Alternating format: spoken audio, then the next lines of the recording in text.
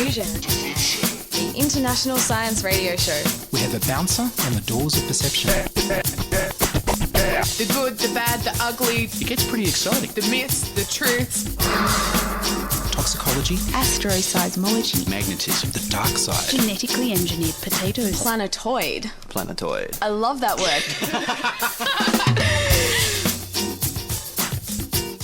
Hello and welcome to Diffusion. Sit back and relax while I campaign for weird and wonderful science in your brain. I'm Ian Woolf. On this special Policy Wonk edition, I'll cover the science and related subject policies of the major parties. But first up, here's news of room temperature ice.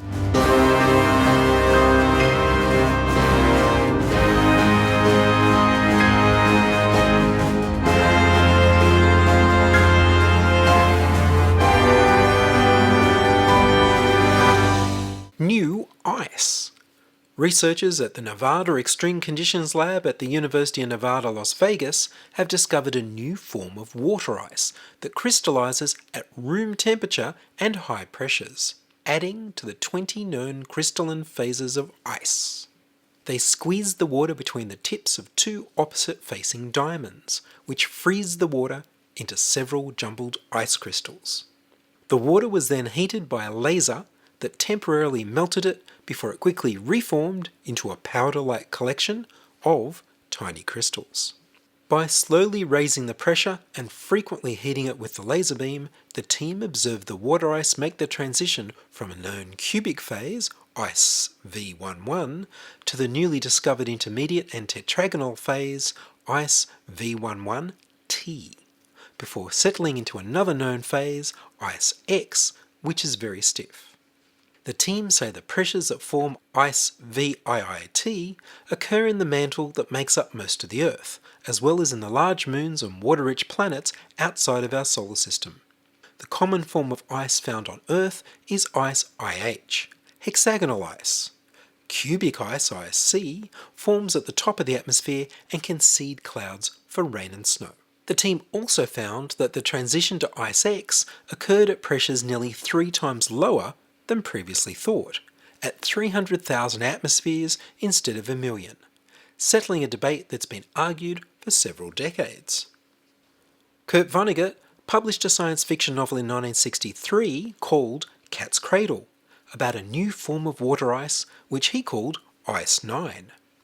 This was to be a new crystal structure that was able to form a solid at room temperature and pressure, and only melted at temperatures over 45 degrees Celsius or 114 degrees Fahrenheit. Most importantly, Ice 9 froze any liquid water that came in contact with it. In the story, a crystal of Ice 9 gets into the ocean and starts freezing all the world's water, slowly killing everything.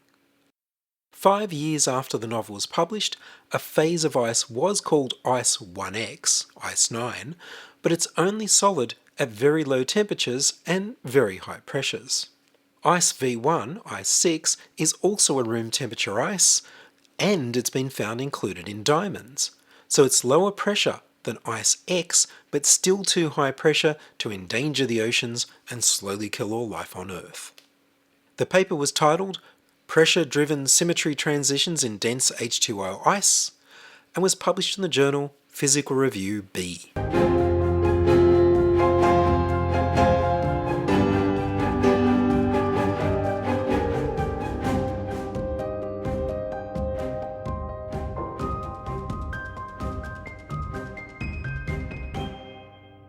I emailed the Liberal, Labour and Greens parties for a spokesperson, but nobody replied. Australia will hold a federal election on the 21st of May 2022. What are the science policies of the parties who want your vote? As the Liberal, National and Labour parties don't say a lot about science, I've included climate and COVID policies. The micro parties are no more. Legislation was introduced that requires parties to have huge numbers of members to be allowed to run in the election. So I'll just talk about the Fusion Party and the Reason Party. The Liberal National Coalition have been in power for 9 years, and in that time, they've fired more than a quarter of the scientists at the Commonwealth Science and Industrial Research Organisation, CSIRO, and massively cut its research budget. They even fired the scientist who invented Wi-Fi and got American corporations to pay them for it. They fired all of the climate scientists, and the Weather Bureau and the Defence Department had to join forces to lobby to get a handful re-employed, so that it was still possible to make weather forecasts that farmers rely on to grow our food and that the military rely on to plan their decisions. They closed down the Ministry of Science in their first year of power. The Liberal National Coalition have also massively cut the budgets of Australian universities, the only other organisations in Australia that conduct scientific research. When the COVID-19 pandemic hit in 2020, the Coalition legislated several times to exclude public universities from JobKeeper subsidies, causing thousands of university scientists to lose their jobs. The Liberal Party website doesn't mention science, nor does the National Party website. On the Liberal Party website, they talk about funding the commercialisation of past scientific research, with no plan for what to do when the original scientific research runs out. Without a constant stream of new knowledge, applications soon run dry. The Liberal National Coalition science policy is that of the farmer, who saves money by starving his magic goose because he just wants to sell the golden eggs. Australia in 2022 has more deaths from COVID than in all of 2020 and 2021 put together. Right now, things have never been worse. The Coalition health policy is to let COVID rip, pushing to open everything and get rid of international isolation waiting times and close contact waiting times, hoping that exploiting foreign workers will make up for the Australian workers who catch COVID at work and get too sick to return to work in a short amount of time. Employers are lobbying to allow COVID-positive workers who are asymptomatic to come to work to infect everyone else. The Liberal Party energy policy is to expand fossil fuel mining, while paying billions every year to subsidise fossil fuel companies and remove as much regulation as possible. They claim to be using hydrogen from fossil fuels to somehow get the same benefits as hydrogen from solar power, but it doesn't work that way. They also claim to be using carbon capture and storage, but that's very limited and still results in net increases in emissions of carbon dioxide. Carbon capture and storage is sold to look like you're capturing and storing the carbon dioxide emissions from burning fossil fuels, but that isn't the case. Instead, the companies capture and store part of the carbon dioxide that they dig up when they mine for methane, or natural gas, and use some of that carbon dioxide gas to push extra oil out of their oil wells. The Coalition have committed to a net zero carbon dioxide emissions target for 2050. The United Nations report on climate change this year showed that net zero by 2050 is too little, too late. We need to urgently reduce emissions on a large scale rather than just stop them increasing.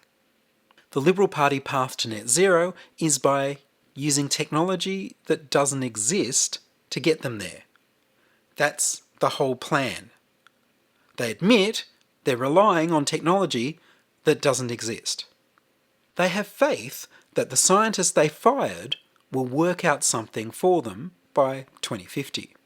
The Liberals and Nationals have no education policy, no plan for federal quarantine centres for COVID, and nothing about future outbreaks. The only Liberal health policy I could find was increased funding for aged care. The National Party on their own website promised to add more prescription drugs from a very specific list to the pharmaceutical benefit scheme. And that's all there is about science, health, education and climate on the National Party page for its 2022 election policies. Thank you, Mr. Speaker. This is coal. Don't be afraid. Don't be Treasurer, scared. The Treasurer knows the rule on crops. It's coal. It was dug up by men and women who work and live in the electorates of those who sit opposite. From the Hunter Valley, as the member for Hunter would know. It's coal that has ensured for over 100 years The Deputy that Prime Australia Minister. has enjoyed an energy competitive advantage that has delivered prosperity to Australian businesses and has ensured that Australian industry has been able to remain competitive on a global market. Mr Speaker, those opposite have an ideological, pathological fear of coal. There's no word for coalophobia officially, Mr Speaker, but that's the malady that afflicts those opposite.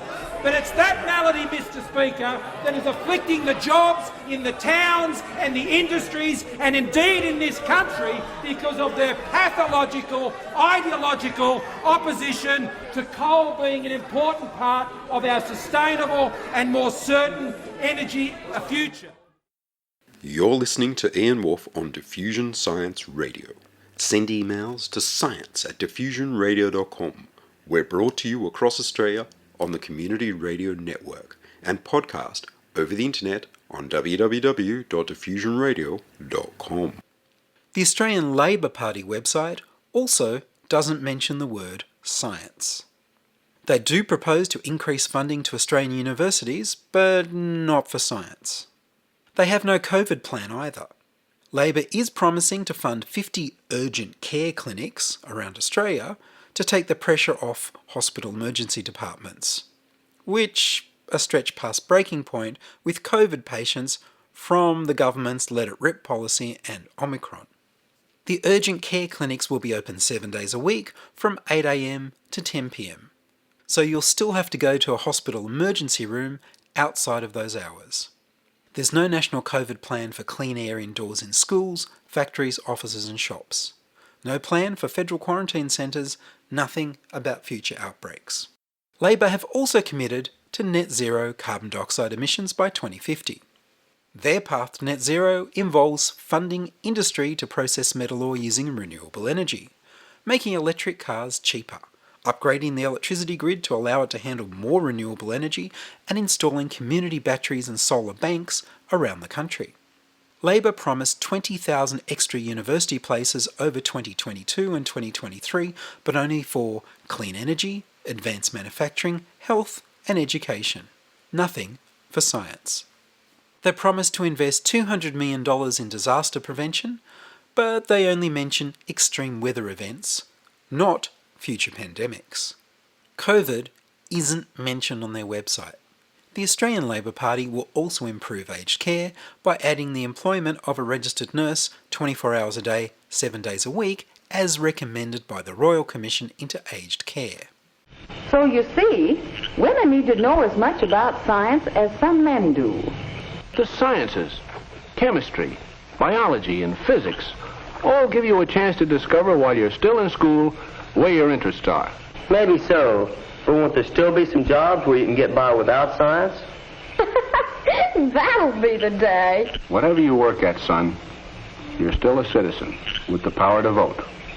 Living in a scientific age, we need citizens who know enough about science to make intelligent decisions about what they do. We've used science to prolong life, to increase security and happiness, but it can also be used for destruction. Are we going to use it constructively to promote peace and give the world freedom from want? It'll be up to you, and you too. Yeah, I see what you mean. It gives a fellow a lot to think about. The Australian Greens Party actually mentions science on their policy website. They say up front that their policies would be paid for by properly taxing billionaires and big corporations. The Greens have a 15-point science policy, a research and innovation focus which addresses community needs and national goals to prepare Australia for emerging challenges and opportunities. Increased expenditure on public and private research and development in Australia to at least 4% of gross domestic product, as opposed to the 0.4% we currently spend on scientific research. Secure and collaborative funding models that allow for pooling of resources and improved job security. Increased and more predictable funding for public research agencies and universities to enable world-class and independent research and improve job security for scientists and researchers. A precautionary approach by government, including community engagement regarding the safe application of new technologies. Increase public funding by $5.5 billion to universities to expand their research capacity in the sciences and humanities. Support moving from education to science and research. Increased funding for pure research to ensure that adequate resources are being directed toward this sector of the research community. Increased funding for research and innovation in clean energy and other technologies, and land management to support the transition to a net negative greenhouse gas society. The removal of ministerial capacity to veto independently peer-reviewed funding decisions. Academic research funding to be prioritised based on public benefit rather than on the likelihood of developing commercially valuable intellectual property rights. Free, open and timely publishing of publicly funded academic research. Increased use of research, science and innovation to support the viability of rural and remote communities. Education and investment opportunities to foster the participation of women and other underrepresented groups in science and technology. Stronger vetting for patent applications to improve the rigour of the grant process and the value of granted patents. Government policy and support which fosters greater commercialisation of Australian science, research and innovation in Australia by local companies. They have details. Boosting block grant funding for universities by $5.5 billion to elevate their roles as powerhouses of the research ecosystem and to help improve job security for scientists working in universities. Investing an additional $1.3 billion in key research bodies such as the CSIRO, Australian Nuclear, Australian Research Council, National Health and Medical Research Centre and Cooperative Research Centres. Investing $1 billion a year for a research translation fund to turn groundbreaking ideas into world-changing applications. Investing $175 million a year in additional funding for the National Collaborative Research Infrastructure Strategy. Setting up a new Parliamentary Office of Science and Technology to provide independent, objective scientific advice to Members of Parliament. Establishing an additional non-refundable tax offset of 20% for companies that hire science, technology, engineering and maths PhD students for their first 3 years of employment. Providing $50 million a year to improve diversity in science and research and development by funding programs that support First Nation peoples, women and LGBTIQA+ people in science. Investing $50 million a year for a secure Work for Researchers fund to help universities and research institutes transition their workers to secure employment. Investing $70 million a year in additional funding for the Australian Research Council's Future Fellowship Scheme to support mid-career researchers and providing $41 million a year in additional funding for existing teacher training in science, technology, engineering and maths education. The Australian Greens also have an actual 10-point COVID policy. Free rapid antigen tests for everyone, establish a National Centre for Disease Control with $246 million of funding to lead a unified, apolitical health approach across the entire country and ensure we can deal with the threat of new emerging diseases. Invest $250 million over the next 2 years into COVID-19 vaccine research. Ensure we can produce enough of our own vaccines onshore for everyone by building a publicly owned mRNA vaccine production facility. Use a boosted foreign aid budget to invest in COVAX to support global, equitable vaccine access. Free and unlimited mental health care for all, including addressing the social determinants of health like economic and social security. Fixing our broken housing system by building 1 million affordable homes. Capping rents and stopping no-grounds evictions. Better rights, higher pay and job security for all workers, including casuals. During the pandemic, people in insecure jobs lost work 8 times faster than those in permanent jobs. Raise all income support payments to $88 from the $46 per day they are at present, in order to keep all welfare payments above the poverty line, with a livable income guarantee. Support for the arts industry, artists and workers, none of whom got JobKeeper. Increase funding for the frontline domestic violence support services. Improve air quality in schools with HEPA filters. The Greens have a 9-point health policy. Put money into hospitals instead of subsidising private health insurance. Free dental health care. Free mental health care. safer drug use by treating it as a health issue instead of a criminal one, First Nations health, women's health, tackling future pandemics, prioritising prevention, ensuring high-quality aged care. And of course, the Greens have a detailed policy for tackling the climate crisis. Phasing out coal and oil, getting coal and gas money out of politics, helping homes and businesses transition away from gas, a post-coal, oil and gas plan for workers and their communities, preparing for climate impacts, rebuilding local manufacturing with low-cost green energy, a publicly owned power provider, 100% clean green energy, more electric vehicles, more public transport and high-speed rail, restoring our land with carbon drawdown. And briefly, they have an education policy. Free early childhood education and childcare for all, free public schools that meet everyone's needs, free TAFE and university, wipe student debt, raise the rate of student allowance above the poverty level, better paying conditions for all educators. The Fusion Party is a fusion of the Science Party, Pirate Party, Secular Party, Vote Planet, and Climate Change Justice Party. Sadly, they don't have a science policy or a COVID policy. But here's what they do have. The Fusion Party wanted double funding for research, development and commercialisation of new technologies. Join the international research effort into developing nuclear fusion energy. Create a Minister for the Future to ensure the long-term consequences of all policies are assessed and considered. Invest in research into new medicines and techniques to improve health and healthy lifespan, end fossil fuel extraction and rehabilitate land.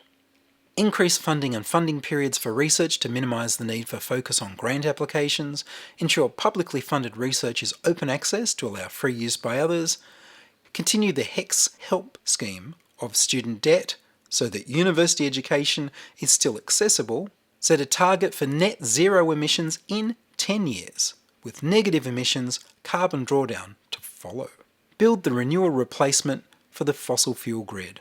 Set an 800% renewable energy target and establish a national grid to distribute renewable energy. All government departments should replace their entire fleet with electric vehicles, roll out a nationally coordinated electric vehicle charging network, remove the luxury tax from electric vehicles, high-speed rail from Melbourne to Brisbane, facilitate financing for purchase of electric vehicles based on savings accrued, continue to invest in green hydrogen and other zero-emissions liquid fuels as a potential future zero-emissions heavy vehicle and flight fuel. The Reason Party don't have a science policy or a COVID policy. For health, they want to add preventative dental health to Medicare, which is a little bit less generous than the Greens. They want to reduce the cost of medical visits and medicines. Reason supports a move towards a social practices approach to health promotion to better address the social determinants of health and improve health equity. Reason supports the recommendations of the International Panel on Climate Change. We must act now to negate the efforts of climate change and divest from all fossil fuel exploration, mining and exports. Reason supports aiming for zero carbon by 2030. Reason supports ending the sale of new petrol-fuelled cars in Australia by 2030 and ensure buildings and the electricity grid are electric vehicle ready. They want the Australian government to subsidise the cost of electric cars. Reason supports the investment in direct solar energy, wind energy and ocean energy as replacement for fossil fuel energy systems. So Australia, if you think science is important, that climate emergency needs action and COVID needs an intelligent response, you now know that neither the Liberal National Party coalition nor the Australian Labor Party have policies that will help. This is where preferential voting helps you out. You can direct a vote to a minor party, and if they get elected, they are someone the big parties have to negotiate with to get legislation passed, so science might be championed. If they don't get enough votes, then your next choice, or the choice after that, will get your vote. And either the Coalition or Labor will get your vote and form a government. However, they will look at the voting figures and modify their policies if the electorate showed a strong first preference for parties that supported issues that they don't. And science might get a second look. Choose wisely. And that's all from us this week on Diffusion. Are you a scientist, artist, biohacker, or maker who'd like to be interviewed about your work? Would your company like to sponsor Diffusion? Send your contributions, opinions, helpful suggestions, and donations to science@diffusionradio.com. That's science@diffusionradio.com. Please subscribe to the Diffusion Science Radio channel on youtube.com/c/diffusionradio and rate the show on iTunes. Tell your friends. Follow me on Twitter @Ian Woolf. The news music was Rhinos Theme by Kevin MacLeod of Incompetech.com. I produce Diffusion, which is broadcast around Australia to 28 stations on the Community Radio Network, including Radio Blue Mountains 89.1 FM in New South Wales, 8CCC in Alice Springs and Tennant Creek, 2 MVR in Nambucca Valley, 3 MBR in the Mallee Border districts of Victoria and South Australia, City Park Radio 7LTN in Launceston, Tasmania, and 2XXFM in Canberra. Diffusion is narrowcast on Indigo FM 88 in northeast Victoria. Diffusion is syndicated globally on astronomy.fm. Subscribe to the podcast on the Diffusion website, www.diffusionradio.com. That's www.diffusionradio.com, and check the website for links, photos, and videos about this week's show. If you enjoyed the show, you can explore more than 1,000 previous episodes archived on diffusionradio.com, where the shows are labeled by keywords so you can focus in on the stories you want to hear. Make a donation through paypal.me/IanWolf, or join my patrons at patreon.com/diffusionradio. I'm Ian Woolf. Join us inside your audio device of choice for more science wondering next week on Diffusion Science Radio. Science is fun. It helps you to learn, to know, and to appreciate. When you study science, you may go on field trips. You discover the marvelous interrelationships between all living things.